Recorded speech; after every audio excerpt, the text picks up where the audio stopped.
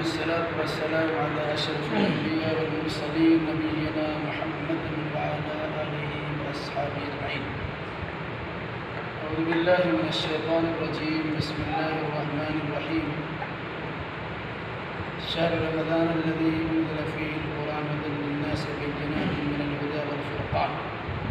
وقال تعالى: بل هو قرآن مجيد في لوح محفوظ. مختصر حمد و صلات کے بعد قرآن مجید کی مختلف دو جگہوں سے 3 آیات کریمہ کی تلاوت کی گئی ہے. انشاءاللہ الرحمن بالکل ہی اختصار کے ساتھ انہی آیات بینات کی روشنی میں کچھ باتیں آپ کے سامنے رکھی جائیں گی. اللہ ہمیں صحیح کہنے، صحیح سننے، صحیح سمجھنے اور صحیح باتوں پر عمل کرنے کی توفیق مرحمت فرمائے. پوری دنیا میں ماہ رمضان المبارک کی آمد پر قرآن مقدس کی تلاوت کرنے کا اور اس کی سماعت کرنے کا سلسلہ شروع ہوتا ہے. چونکہ ماہ رمضان در حقیقت ماہ قرآن ہے. اس قرآن کے نزول کے نتیجے میں رمضان کی فضیلت کو تسلیم کیا گیا. یہی وجہ ہے کہ پوری دنیا میں مسلمان اس مہینے کو قرآن کے مہینہ کے اعتبار سے مناتے ہیں. اس نزول قرآن کے سپاس و شکریہ میں مکمل رمضان کا روزہ رکھتے ہیں اور ساتھ ساتھ اپنی اپنی سہولت کے مطابق تراویح کی نماز میں قرآن مقدس کی تلاوت کی سماعت کرتے ہیں. عموماً یہ دیکھا جاتا ہے کہ کام کاج میں مشغول رہنے والے لوگ بھی 10-15 دنوں کے لیے صحیح پورا قرآن سننے کا اہتمام کرتے ہیں کہ تراویح میں پورا قرآن سن لیا جائے. اپنی اپنی سہولت کے مطابق لوگ ایسا کرتے بھی ہیں. پورا قرآن پورے رمضان میں سننا، پورے رمضان میں پڑھنا، پورے رمضان کو میں اسے برتنا، بلکہ پوری زندگی میں اس کو لاہ عمل بنا کے پیش کرنا یہ ضروری ہے.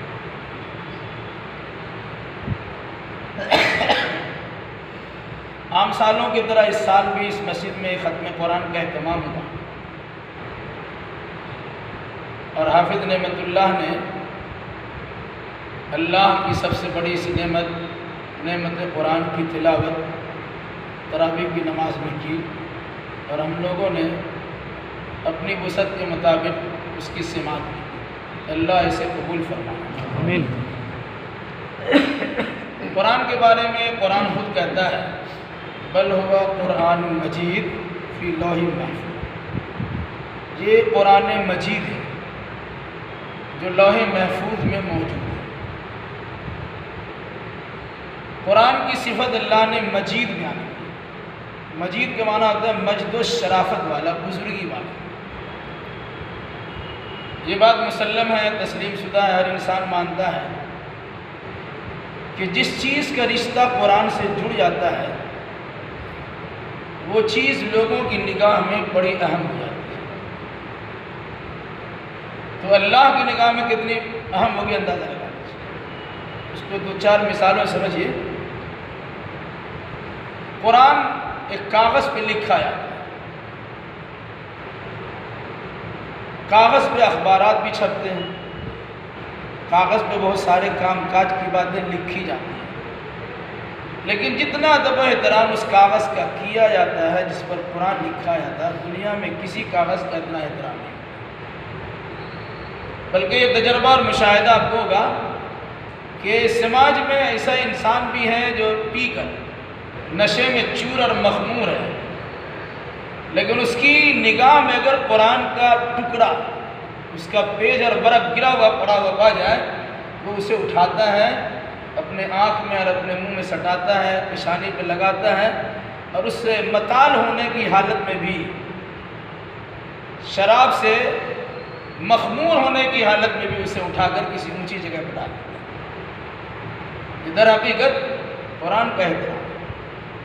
اسی طریقے سے آپ دیکھتے ہیں کہ آپ ریحل کا استعمال کرتے ہیں، چاہے لکڑی کا ہو چاہے پلاسٹک کا ہو۔ آپ کی نگاہ میں یہ بات ہے کہ جہاں قرآن ہوتا ہے وہیں وہ لکڑی رکھی جاتی ہے اور ریحل رکھا جاتا ہے، جبکہ لکڑی کا کھڑون بنایا جاتا ہے، پلاسٹک کا چپل بنایا جاتا ہے، پاپوش بنایا جاتا ہے، بہت ساری چیزوں میں استعمال ہوتا ہے۔ لیکن جس پلاسٹک اور لکڑی کا استعمال قرآن مقدس کی تلاوت کے لیے رکھنے کے طور پر ہوتا ہے، ہم اس کی عزت و احترام اس طرح بجا لاتے ہیں کہ جہاں قرآن رکھتے ہیں وہیں اس ریحل کو بھی رکھتے ہیں۔ اسی طریقے سے آپ دیکھتے ہیں کہ قرآن پر غلاف ہوتا ہے، قرآن کو کپڑے میں لپیٹ کے رکھا جاتا ہے۔ مسلمانوں کی سستی و کاہلی کا نتیجہ ہوتا کہ سال بھر قرآن پڑھتے نہیں، کسی کے مرنے پر قرآن کھولنے کی نوبت آتی ہے، یا کبھی حادثہ اور پریشانی سے دوچار ہو جائے تو انسان سوچتا ہے کہ اللہ کے کلام سے کچھ نسخہ تلاش کر لیں۔ اس موقع پر انسان صاف ستھرا ہو کے آتا ہے، نہاتا دھوتا، اچھا کپڑا پہن کے آتا ہے، لیکن جب قرآن اتارتا ہے الماری کے اوپر کے حصے سے تو قرآن پہ گرد و غبار ہٹا ہوا ہوتا ہے، میل کچل اس پہ پڑا ہوتا ہے۔ لیکن آج تو کوئی انسان ایسا نہیں دیکھا گیا ہوگا کہ دھوا کپڑا پہننے کے بعد بھی اس میلے کچیلے غلاف قرآن کو یوں پھینک دیتا ہو، بلکہ اسے بھی بڑے ادب و احترام سے نکالتا ہے اور اچھے سے رکھتا ہے۔ میلا کچالا ہے، گرد و غبار سے ہٹا ہوا ہے، لیکن آپ اس کپڑے کا احترام اس لیے کرتے ہیں، اس کپڑے نے قرآن کو غلاف کے طور پر استعمال کیا گیا تھا، اس میں اس کو حفاظت سے رکھا گیا، تو کپڑے کا استعمال غلاف کے طور پہ کرتے ہیں تو آپ اس کی تعظیم بجا لاتے ہیں۔ لکڑی اور پلاسٹک کا استعمال ریحل کے طور پہ کرتے ہیں تو آپ اس کا احترام بجا لاتے ہیں۔ کاغذ کا استعمال قرآن کے لکھنے کے طور پہ کرتے ہیں، اس کی تعظیم و تکریم بجا لاتے ہیں۔ اسی طریقے سے رمضان کا مہینہ آپ دیکھیے، تمام مہینوں میں سب سے بہتر مہینہ اس لیے قرار پایا کہ اس میں قرآن اترا ہے۔ 11 مہینوں پر برتری اور فوقیت اس قرآن کی وجہ سے اس مہینے کی ملا۔ اسی مہینے میں ایک رات ہے جنہیں ہم شب قدر کہتے ہیں، 5 راتوں میں سے کوئی ایک رات، ان میں سے آج بھی ایک رات ہے۔ ان راتوں میں شب قدر کی تلاش کا حکم دیا گیا۔ اس رات کی فضیلت یہ ہے کہ ایک رات 83 سال 4 مہینہ کی رات سے بہتر ہے۔ لیلۃ القدر خیر من الف شہر، شب قدر 1000 مہینوں سے بہتر ہے۔ کیوں بہتر ہے؟ اسی شب قدر میں اللہ تبارک و تعالیٰ نے قرآن اتارا۔ اسی طریقے سے تمام نبیوں کا مقام بڑا اعلیٰ عرفہ ہے، لیکن تمام نبیوں کے سردار امام الانبیاء والمرسلین محمد الرسول اللہ صلی اللہ علیہ وسلم سے اس لیے ہے ان پر اللہ تبارک و تعالیٰ نے اپنا آخری کلام یعنی قرآن مقدس میں اتارا ہے۔ اندازہ لگائے تعظیم و تکریم۔ یہ قرآن جو ہمارے پاس ہے یہ نقل ہے، یہ کاپی کیا ہوا ہے، اللہ نے لوح محفوظ میں سے لکھ کے رکھا ہے، وہاں جمع ہے۔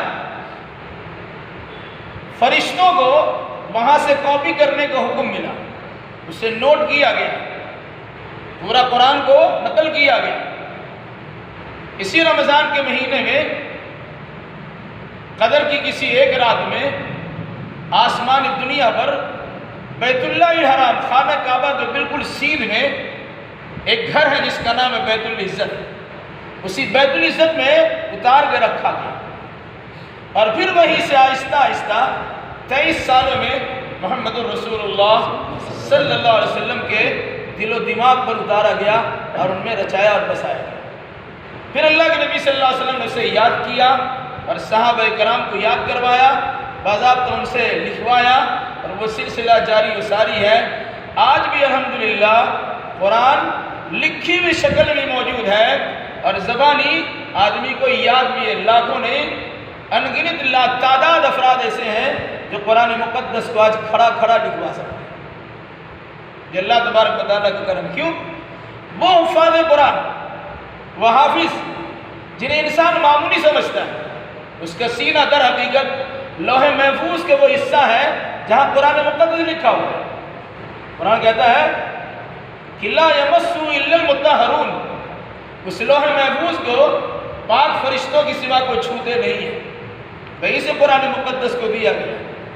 جب لوح محفوظ میں قرآن محفوظ ہے، اس کا ادب و احترام اس طرح، محمد الرسول اللہ صلی اللہ علیہ وسلم پہلا حافظ قرآن ہے، اس کا ادب و احترام اس طرح کہ امام الانبیاء، شب قدر 1000 مہینوں سے بہتر اس لیے اس میں قرآن نازل ہوا، رمضان تمام مہینوں پر بہتر اس لیے اس میں قرآن نازل ہوا، لکڑی اور کپڑا اور کاغذ کا احترام اس لیے اس کا قرآن سے رشتہ جڑا ہوا ہے۔ یقیناً ہمیں ایسے انسان کی قدر و منزلت پہچاننی چاہیے جس کے سینے میں اور جس کے دل و دماغ میں اللہ تبارک و تعالیٰ نے قرآن جمع کر دیا۔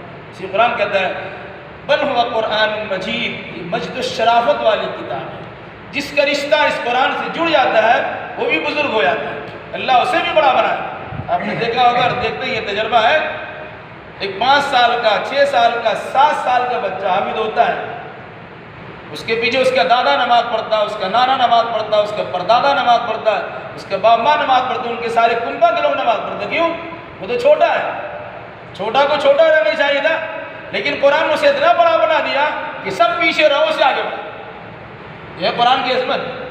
اسی قرآن نے کہا بل ہوا قرآن مجید، بلکہ یہ قرآن مجید ہے جو مجد و شرافت والا قرآن ہے، جس کا رشتہ اس سے جڑتا ہے اسے بھی اللہ تبارک و تعالیٰ بزرگ بنا دیتا ہے۔ یہ قرآن ہمارے پاس اللہ کے فضل و کرم سے موجود ہے۔ آج اگر موجودہ دور میں مسلمانوں کا دعویٰ ہے کہ قرآن سے ان کا رشتہ مضبوط ہے، تو مسلمان پوری دنیا میں ذلت و خواری سے دوچار کیوں؟ چوبتا ہوا سوال ہے، سوچنے کی ضرورت ہے۔ یا تو ہمارا دعویٰ کھوکھلا ہے، دعویٰ میں دم نہیں، یا نعوذ باللہ قرآن مقدس کا وعدہ جھوٹا ہے۔ کوئی انسان ایسا نہیں کر سکتا کہ قرآن جھوٹا ہوگا، ہمارا عقیدہ جھوٹا ہو سکتا ہے، ہمارا نظریہ جھوٹا ہو سکتا ہے، ہمارا عمل جھوٹا ہو سکتا ہے، ہم کہنے میں جھوٹا ہو سکتے ہیں کہ ہمارا رشتہ قرآن سے جڑا ہوا ہے، لیکن قرآن کی بات پتھر کی لکیر ہے، وہ کبھی ادھر سے ادھر نہیں ہو سکتی۔ قرآن نے کہا وَأَنْتُمُ الْأَعْلَوْنَ إِن كُنتُم مُؤْمِنِينَ، تم ہی سربلند و سربلند رہو گے اگر تم مومن رہو گے۔ تو اللہ تبارک و تعالیٰ نے مومن کی سربلندی کا اعلان کر دیا، اور مومن وہی ہوتا ہے جو کتاب اللہ اور سنت رسول اللہ کے مطابق عقیدہ بھی رکھتا ہے اور اعمال بھی جانا ہے۔ اس لیے ایسی گھڑی میں جہاں پریشانی سے اور ذلت و خواری سے دوچار ہے، ہمیں اپنے ایمان کا محاسبہ کرنا چاہیے کہ واقعی ہمارا رشتہ قرآن مقدس سے صحیح جڑا ہوا ہے نہیں۔ اگر جڑا ہوا ہے تو اللہ تبارک و تعالیٰ کا شکر ادا کیجیے، اور اگر اس کے باوجود پستی اور ذلت و خواری سے دوچار ہے تو اللہ تبارک و تعالیٰ کی جانب سے اسے آزمائش سمجھیے، اور اگر ہمارا رشتہ جڑا ہوا نہیں ہے تو اللہ کے واسطے قرآن سے مضبوط رشتہ کرنے کی کوشش کیجیے۔ یقیناً وہ زمانے میں معزز تھے مسلمان ہو گئے۔ علامہ اقبال نے صحابہ کرام اور سلف صالحین کے بارے میں کہا کہ وہ زمانے میں معزز تھے مسلمان ہو کر، اور ہم خار ہوئے تارک قرآن، خار مطلب ذلیل، قرآن کو چھوڑنے کے نتیجے میں ہم ذلیل۔ یہ بات بھی آپ کو یاد رکھنی چاہیے کہ اللہ کے نبی صلی اللہ علیہ وسلم کسی ایک کے لیے کل قیامت کے دن شکایت نہیں کریں گے سوائے اس شخص کے لیے جو شخص قرآن مقدس سے رشتہ جوڑتا نہیں ہے۔ یہ بھی عقیدہ رکھیے گا، اگر کسی بدنصیب انسان کے لیے اللہ کے نبی صلی اللہ علیہ وسلم نے شفاعت کر دیا، وہ اگر جہنم میں جل کر کوئلہ بن چکا ہوگا تب بھی آپ کی شفاعت کی برکت سے انہیں جہنم سے نکالا جائے گا اور نہر حیات میں غوطہ دیا جائے گا، اور پھر اسے تر و تازہ بنا کر جنت میں داخل کر دیا جائے گا۔ لیکن وہی یہ شکایت بھی ہمیں یاد رکھنا چاہیے، اگر کسی منحوس اور بدنصیب اور بدقسمت انسان کے لیے اللہ کے نبی صلی اللہ علیہ وسلم نے شکایت کر دی تو دنیا ناک رگڑ کے رہ جائے، وہ انسان جنت کا منہ بھی نہیں دیکھ سکتا۔ شکایت کس کے بارے میں کریں گے؟ آپ اسی قرآن کی تلاوت میں سن چکے ہیں سورہ فرقان میں، وقال الرسول یا رب ان قوم اتخذوا هذا القرآن مہجورا۔ کل قیامت کے دن اللہ کے رسول کہیں گے اے اللہ یہی میرے قوم کے لوگ ہیں جنہوں نے قرآن کو چھوڑ دیا تھا۔ اگر کوئی انسان قرآن پر ایمان نہیں لاتا اس نے بھی چھوڑ دیا، اگر کوئی انسان قرآن کو نہیں پڑھتا اس نے بھی چھوڑ دیا، اگر کوئی انسان قرآن کو نہیں سمجھتا اس نے بھی چھوڑ دیا، اگر کوئی انسان قرآن پر عمل نہیں کرتا اس نے بھی چھوڑ دیا، اور اگر کوئی انسان قرآن کی دعوت کو دنیا والوں کے سامنے عام نہیں کرتا اس نے بھی چھوڑ دیا۔ کہاں بچیں گے؟ خلاص علماء کہتے ہیں کہ کم از کم قرآن کے 5 حقوق ہیں، انسان اپنا حق تو منواتا ہے بیٹا باپ سے حق منواتا ہے، باپ بیٹے سے حق منواتا ہے، بیوی شوہر سے حق منواتی ہے، شوہر بیوی سے حق منواتا ہے، ایک دوسرے سے حق منوانے کی کوشش کرتے ہیں، لیکن قرآن کا حق کہاں ہے؟ قرآن کا حق یہ ہے کہ اس پر ایمان لایا جائے، اس کو پڑھا جائے، اس کو سمجھا جائے، اس پر عمل کیا جائے اور اس کی تعلیم اور دعوت کو عام کیا جائے۔ اگر ہم نے قرآن کے اس حق کو دبا دیا اور اس حق کو اس کے حق ادا کرنے کی کوشش نہیں کی ہے، یاد رکھیے کل قیامت کے دن اگر اللہ کے نبی صلی اللہ علیہ وسلم بد دعا کر دیں گے، پھر اس بد دعا کے نتیجے میں جنت میں داخل نہیں ہو سکتے۔ ناک رگڑ کے رہ جائیے، سب کچھ کر لیجیے، لیکن اگر ہم نے قرآن کا حق دبا دیا اور اس کا حق غصب کر لیا تو جنت نہیں آ سکتے۔ اس لیے ہم میں سے جو انسان قرآن پڑھا نہیں ہے، پڑھنے کی کوشش کریں۔ ایمان الحمدللہ لائے ہیں، پڑھنے کی کوشش کریں۔ پڑھنے کی کوئی عمر نہیں ہوتی ہے، چھوٹا ہو یا بڑا ہو، سب عمر کے لوگ پڑھ سکتے ہیں۔ صحابہ کرام بڑھاپے میں قرآن پڑھے، خود اللہ کے نبی صلی اللہ علیہ وسلم کو جو پہلی مرتبہ قرآن پڑھنے کو حکم دیا گیا، اقرا بسم ربک الذی خلق، اس وقت ان کی عمر 40 سال کی تھی۔ تو 40 سال میں تو پڑھنا شروع کیا، اور کب تک پڑھتے رہے؟ 63 سال تک پڑھتے رہے۔ ابھی ہم میں سے کوئی آدمی 63 سال کی عمر کی نہیں ہے کوئی 63 سال؟ آپ ہیں؟ ہاں ماشاء اللہ۔ 63 سال تک پڑھتے رہے۔ اس کا مطلب کیا ہوا؟ کہتے ہیں گور میں جانے تک، گور میں گور لٹکائے رہنے تک اب تعلیم حاصل کی، یعنی مرتے دم تک قرآن پڑھتے رہے۔ اس مناسبت سے اللہ کے نبی صلی اللہ علیہ وسلم کو 63 سال تک پڑھایا گیا، تو 40 سال کی شروعات ہوئی۔ بچے نہیں پڑھتے ہیں انہیں پڑھوائیے، پڑھنے کا شوق نہیں ہے تو شوق دلائیے۔ جو آدمی پڑھتا ہے اور اس کے باوجود پڑھنے کی کوشش نہیں کرتا، اس کا مطلب ہے کہ وہ انسان وہ اللہ کی توفیق سے محروم ہو چکا ہے۔ تو توفیق اللہ تبارک و تعالیٰ سے مانگے۔ بہرحال جو قرآن کی عظمت اور فضیلت آپ کے سامنے بیان کی گئی ہے، اس مناسبت سے اللہ تعالیٰ سے دعا کیجیے کہ الہی ہمیں اور آپ پر جملہ مسلمانوں کو قرآن کی عظمت سمجھنے، اسے حفظ یاد کرنے، اس کے معنی مطلب کو سمجھنے، اس کی تعلیمات پر عمل کرنے اور دنیا والوں کے سامنے سے عام کرنے کی توفیق عطا فرمائے۔ آمین۔ اللہ تعالیٰ آسانی پیدا کرے۔